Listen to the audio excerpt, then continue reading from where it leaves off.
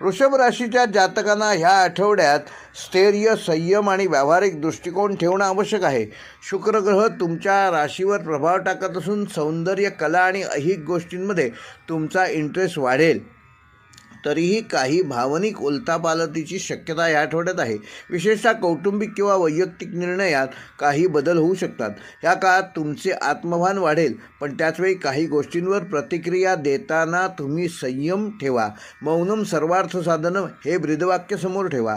या आठवड्यात कामाच्या ठिकाणी नवे बदल, जबाबदाऱ्या आणि थोडी धावपळ जाणवू शकते. वरिष्ठ तुमच्यावर विशेष लक्ष ठेवून असतील, त्यामुळे कामाच्या गुणवत्तेकडे विशेष लक्ष द्या. तुमची व्यावसायिक शिस्त, शांत स्वभाव आणि निर्णय क्षमता तुम्हाला प्रगतीकडे घेऊन जाईल.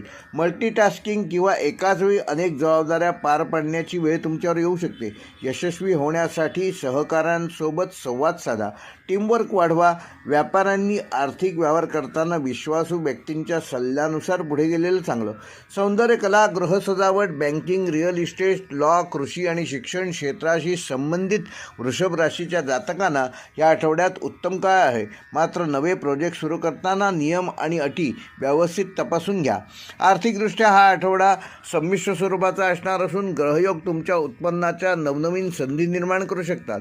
विशेषतः कला आणि शिक्षण क्षेत्रातील जातकांना काही सर्जनशील उपक्रमातून लाभ होऊ शकतो. कौटुंबिक जबाबदाऱ्या वाढल्यामुळे खर्चाचा ताण जाणवेल. घरातील मोठ्या खरेदीचे नियोजन पुढे ढकललेले बरे. अनावश्यक खर्च टाळा. गुंतवणुकीसाठी अजून थोडी प्रतीक्षा करणे आवश्यक आहे. विशेषतः शेअर आणि रिअल इस्टेटमध्ये आत्ता गुंतवणूक करू नका. दीर्घकालीन आर्थिक नियोजनावर विशेष भर द्या. गरज असल्यास एखाद्या ज्येष्ठ सल्लागाराचा सल्ला जरूर घ्या. प्रेमसंबंधात स्थैर्याची गरज असून या आठवड्यात वृषभ राशीच्या जातकांना तुमचे भावनिक अंतरंग अधिक संवेदनशील होतील. प्रिय व्यक्तींशी संवाद वाढवा. त्यांच्या भावनांना समजून घ्या.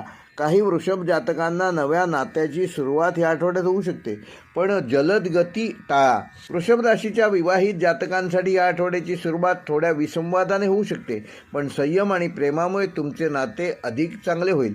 जोडीदारासमोर आपली मतं स्पष्टपणे मांडताना त्यांच्या मतांचाही आदर करा. जर तुमच्या नात्यात मागील काही तणाव असेल तर हा आठवडा तो मिटवण्यासाठी योग्य कालावधी आहे. एकत्रित वेळ घालवा आणि एकमेकांना सरप्राईज द्या.